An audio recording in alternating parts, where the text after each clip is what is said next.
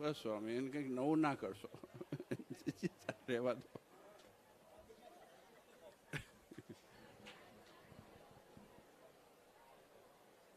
વઘાર એવો લાવો છે ને કે તમારે બધાને મોઢામાં પાણી આવે.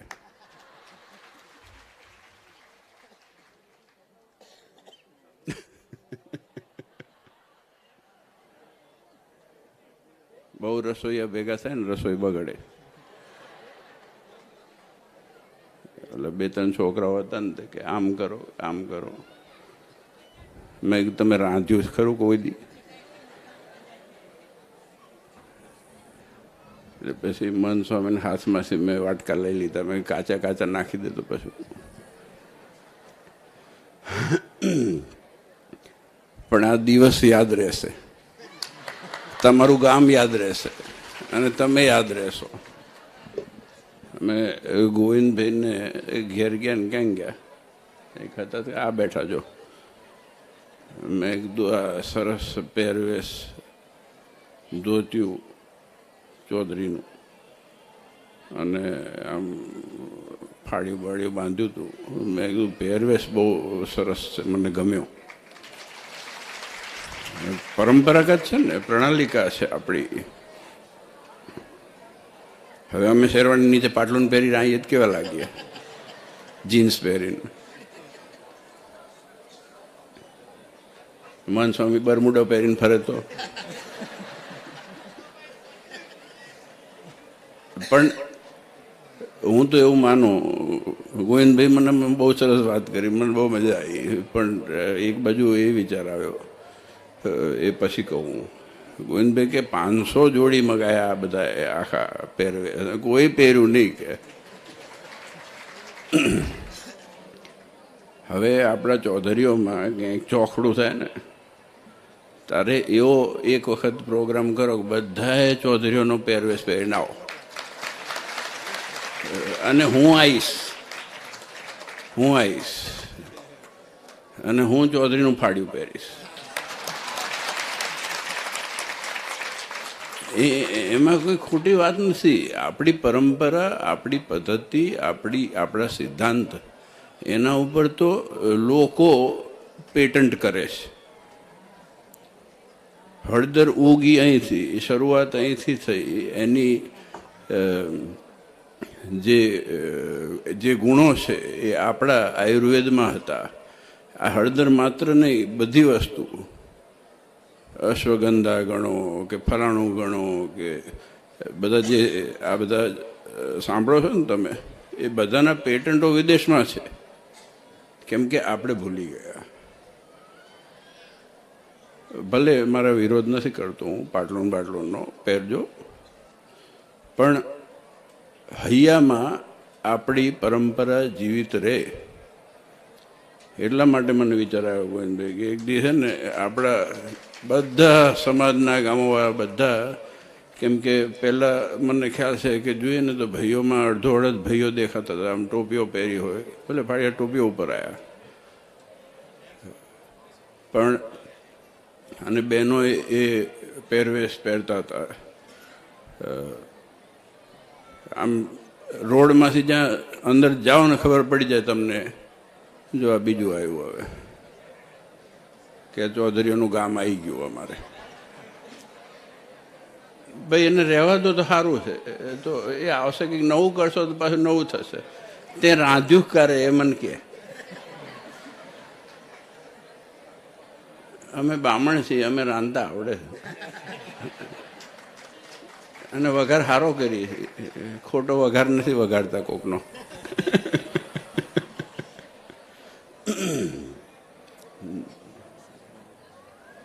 થયું તાર આજે તો યાદ રહેશે રામસ્વામી. હો, ગોવિંદભાઈનો ઉત્સવ તમારો યાદ રહી જવાનો. ગોવિંદભાઈ, તમે આ કથા કરીને શાકોત્સવ, આટલા શાકોત્સવ કર્યા છે, આખી જિંદગીમાં યાદ નહીં રહે. આજે રહેવાનો.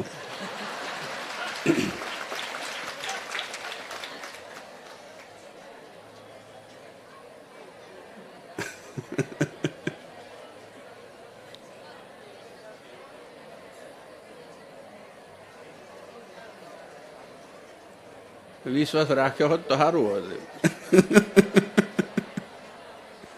બીરબલની ખીચડીની જેમ ક્યારેક તો ઉગ્યું હોત, એ મને ખબર છે. જો ભગવાનની કૃપા છે, દયા છે, આજે અહીંયા તમારા ગામની અંદર આવું સરસ આયોજન થયું. દેશમાંથી ને વિદેશમાંથી આજુબાજુના બધા લોકો આવ્યા, આજુબાજુના ગામના લોકો આવ્યા, અને શાકોત્સવ આજે લગભગ તો થશે. 4 જણા વાંકા વળીને જોવે છે. હવે હું આવું, મદદ કરું?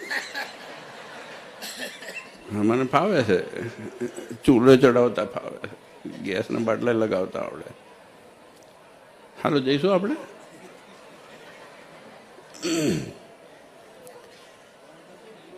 આમાં છે ને, વિદેશમાં જઈને નવરા હોઈએ ત્યારે શું કરવાનું હોય, પછી અમે એકબીજાને રાંધીને ખવડાવીએ, ઠાકોરજીને ધરાઈએ અને રાંધીએ રોજનું. આ બરોબર છે, આ તરત આવવાનું. કોક બે માણસ બેનને પૂછીને આયા લાગો તમે.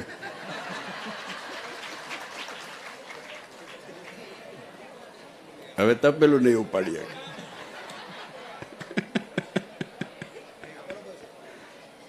હવે કંઈ કરશો નહીં, આવશે એટલે હું ઊભો થઈ જવાનો. મને અહીંયાથી ખબર પડશે. હવે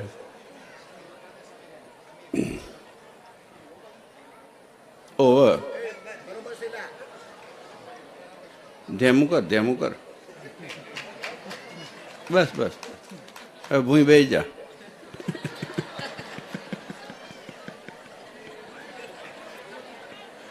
અમે તમારા માયલા જ છીએ.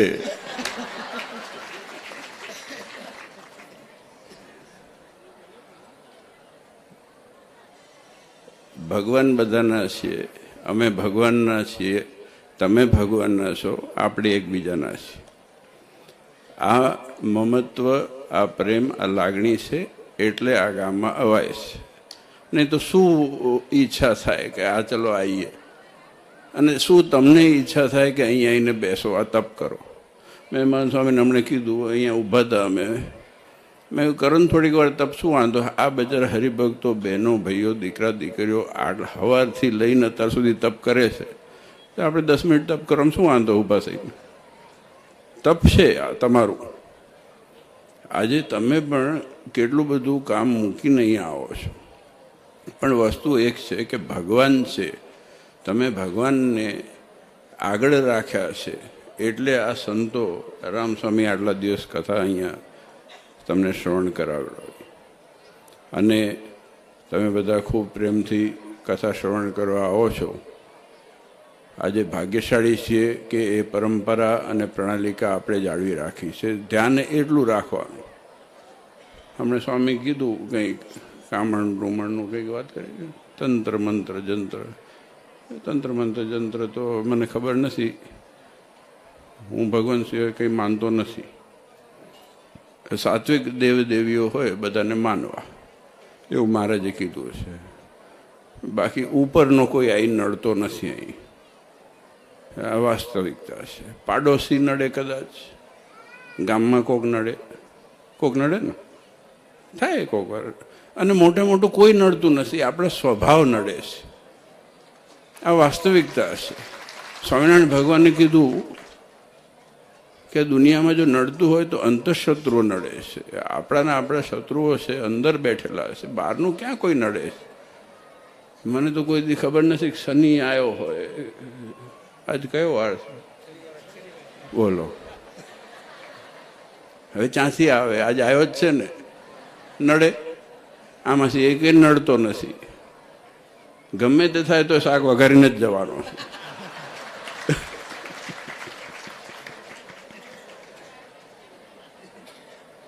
અને તમે જો મીઠાઈ બીઠાઈ જોઈને આવ્યો છું, તમારે વાંધો આવ્યો છે જ નહીં. લાડવા બાડવા મીઠી બધું તૈયાર જ છે. ભગવાન જેવો ભગવાન બેઠો હોય ને તો આપણે દુઃખી થઈ જ ન શકીએ. આપણા ઉપર ભગવાનના 4 હાથ છે. જગતની અંદર જે માને જે કરે, પણ ભગવાનને જે પકડી રાખે છે ભગવાન એને હર હંમેશ ક્યારે પણ દુઃખી થવા દેતા નથી. મહારાજ કે આ ભવ્ય સુખી કરશું અને કદાચ દેહ પડી જશે તો અંતકાળે પણ અમારા ધામમાં લઈ જશું. આ મહારાજનો કોલ છે. આજે તમે વિચાર કરો કે આપણા ગામની અંદર કે આપણા વિસ્તારની અંદર કે આપણા સમાજની અંદર આપણે કેવી રીતે રહેતા હતા. આજે હું સાક્ષી છું કે મેં જ આ ગામડાઓમાં આવીને જોયું છે નાનપણથી કેવી રીતે આવતા હતા આપણે અહીંયા. અને આજે જોઈએ તો આજે સુખ સમૃદ્ધિ છે. અને કામણ ટુમણ ને તંત્ર મંત્ર કરતાં વધારે જે જરૂરી છે એ એટલું છે કે આ વિદેશવાળા પૈસા આપણે અહીંયા મોકલવાનું બંધ કરે એ જરૂરી છે. બગાડ એ થાય છે. સાચું તમે માનશો ને? સાચી વાત છે કે નહીં? અને એ બચારા મહેનત કરે છે વિદેશમાં અને આપણા હરિભક્તો મહેનત કરે છે, આપણા ભાઈઓ મહેનત કરે છે, દીકરા દીકરીઓ મહેનત કરે છે. જરૂરિયાત એટલી છે કે જેમ સ્વામી વાત કરીને કે ઉદ્યમે નહીં સિદ્ધંતી કાર્યાણી ન મનોરથે નહીં સુપ્તસ્ય સિંહસ્ય પ્રવિશતિ મુખે મુગા. ઉદ્યમથી કાર્યના મનોરથ પૂરા થાય છે, સંકલ્પથી નહીં. ખાલી બહેન વિચાર કરે એમાં એક દૃષ્ટાંત આપેલું છે. આજે મેં કીધું ને એમાં કે સિંહ બેઠો હોય અને વિચાર કરે મોઢું ફાડીને કે મૃગ આવીને એના મોઢામાં આવીને બે નહીં, એ મારણ કરવા જવું પડે. તમારે ખેતરે પાણી વાળવા જવું પડે, તમારે સાંજે ભેંસો ધોવી પડે ને એમને એમ નથી થતું. અમારે લાંબા થઈને આવવું પડે અને રોજ ગામડે ફરવું પડે. આ બધું કરવું પડે. જો ભગવાન રાજી કરવા હોય, જો આપણા જીવનની અંદર સુખી થવું હોય તો કાર્ય વગર, અને કાર્યમાં મારું માનવું એટલું છે કે પ્રેમથી કરવું. જે કરો ને પ્રેમથી કરો, પરાણે ન કરો, નહીં તો ન કરવું સારું. આજે ભગવાનના દેવ દર્શન કરવા જઈએ ને ત્યારે પણ ભલે અડધી મિનિટ ઊભા રહેવાનું મન થાય કે 10 સેકન્ડ ઊભા રહેવાનું મન થાય તો 10 સેકન્ડ જ આપો. કલાકની જરૂર નથી કે ભાઈ કલાકમાં પછી બીજી કેટલા મિનિટ આપણે બીજા માટે ઉપયોગ કરી લઈએ છીએ. ભગવાન બાજુમાં રહી જાય છે. જેટલો સમય આપીએ એ ક્વોલિટી સમય આપીએ, અને ક્વોલિટી સમય જેટલો ભગવાન માટે, જેટલો આપણા પરિવાર માટે, અને એ જરૂરી છે. એ સાચવવાનું. આ રોટલા એટલા માટે છે, આ શાક એટલા માટે છે કે આજે આટલા બધા હરિભક્તો ભેગા થઈ એકબીજા જોડે બેસી અને જમે. હું કાયમ કહું છું કે બધા ભેગા બેસીને ખાય ને એટલે મનના જે ગાંઠો પડી હોય ને ઉકલી જાય. જ્યારે એક પરિવાર એકબીજાની સાથે બેસીને જમે ને, વડીલથી લઈ અને નાના દીકરા દીકરીઓ સુધી, ત્યારે એ પરિવારમાં તિરાડો પડતી નથી. આ વાસ્તવિકતા છે. આ બધા શાસ્ત્રનો સાર છે.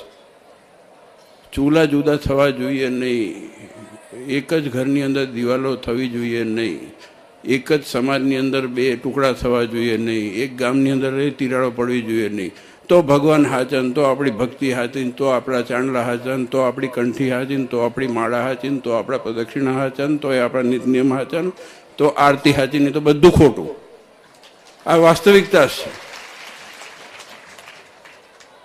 આ વાસ્તવિકતા છે. અને એના માટે કરવાનું કંઈ નથી. કરવાનું એટલું છે કે થોડુંક જતું કરવાનું છે. જે જતું કરશે એ મોટો છે. સંપ્રદાયમાં આગળ કોણ વધશે એવો પ્રશ્ન છે, મહારાજને કરેલો છે. મહારાજે જવાબ આપ્યો છે કે જે સહન કરશે ને આગળ વધશે. આ મહારાજના વચન છે. આપણે સહન કરવું નથી પડતું. એ તમને નથી કહેતો, જનરલ વાત કરું છું. આ તો સમાજમાં આજકાલ ચારે બાજુ છે ને સહનશીલતા ઓછી થઈ ગઈ છે. કંઈક કહેવા જાણ કે મને છે ને કહી જાય, એમ કહીને પાયો ચડી જાય. ભલે ને કહી જાય. ભગવાન બુદ્ધનું એક સરસ દ્રષ્ટાંત છે, વાત છે, હકીકત છે કે એમના જોડે જેટલા એમના શિષ્ય હતા, પોતે ક્ષત્રિય હતા, એમની જોડે જેટલા હતા એ ક્ષત્રિય હતા. પછી કોક એના વિરોધીએ ભગવાન બુદ્ધને ગાળ દીધી કે ખીજાણા કે કુશબ્દ કીધા, એટલે આજુબાજુમાં જે હતા ને અમે બાયો ચડી ગઈ કે હમણાં રોકાઈને મૂકી દઈએ. એટલે એમને ના પડી કે ઊભા રહો, કે આવું ચાલતું હશે કે જો એને દીધી ને આપણે લીધી ખરી. કોક આપણને કંઈક કે આપણે સ્વીકારતા નથી તો રે કોના પાસે? તમે 10 રૂપિયા કાઢીને કોકને આપો, કોક ના લે તો ક્યાં રહે? તમારા ખિસ્સામાં ના રહે. આ સમજણની જરૂર છે. આપણે કોક કેને માની લેવું જરૂરી નથી. જેટલું મન મોકળું હશે, મોટું હશે ને એટલો મોટાપો અહીંયા આવશે. એ જરૂરી છે સમાજમાં, અને ભવિષ્યની પેઢીમાં વધારે જરૂરી છે. તમે બધા કેટલું સહન કર્યું, તમારા વડીલોએ કેટલું સહન કર્યું છે, કેટલી મહેનત કરી છે, અને આજે આપણે સુખી હોઈએ તો એના પાછળનું કારણ છે એ આપણા વડવાઓએ જે બીજ રોપ્યા, ભગવાન રાખ્યા, અને આવા ગામોગામમાં મહેનત કરી અને નાનું મોટું ખેતરમાં ગમે તે હવાર હાંજ કાળી મજૂરી કરી અને પેટે પેટ બાંધ્યા, પાટા બાંધ્યા, તારે અમેરિકા સુધી પહોંચ્યા છે. એમને નથી પહોંચ્યા. ભલે ગમે ત્યાં હોય, સુખી હોઈએ, પણ એ આપણા વડવાઓ, પહેલાં ભગવાન, પછી આપણા પૂર્વજો, આપણા મા બાપ, આ કોઈને આપણે ભૂલાય નહીં. આપણી પરંપરા, આપણી પ્રણાલિકા એને ભૂલાય નહીં. અને એ જ આપણી મૂળ છે, એ જ આપણા મૂળિયા છે, એ જ આપણી મૂડી છે. એટલા માટે જ મેં ગોવિંદભાઈને કીધું, મેં કીધું આ પરંપરા રાખી છે એટલે સારું છે. એટલે પછી હું જો જોક નથી કરતો, એકવાર કરશું આપણે પ્રોગ્રામ, બધા ચૌધરીઓને પહેરવેશ કરાવડાવવાનો, તો પછી મજા આવે, તો જામો થાય. આખો છો બધા ગામને ભેગા થાય ને, આમ ખાલી પ્રતિનિધિ નહીં. હવે લગભગ વઘાર આવી ગયો છે એવું મને દેખાય છે. આવી ગયો છે. હવે પછી વધારે આવશે તો પછી તીખરા જળશે. તો બસ ખૂબ આનંદ થયો, અને તમારો ઉત્સવ છે ને જિંદગીમાં ભૂલાવાનો નથી, મને એટલું હું કહું. બધા તમને બધાને ભગવાન સુખ્યા કરે, અને ખૂબ તમારા દીકરા દીકરીઓ ઉપર મહારાજ ખૂબ રૂડા આશીર્વાદ પાઠવે. ભાઈઓ બહેનો, દીકરા દીકરીઓ, આપ સૌને ભગવાન મંગળ કરે, એ જ નાના દેવના ચરણોમાં પ્રાર્થના.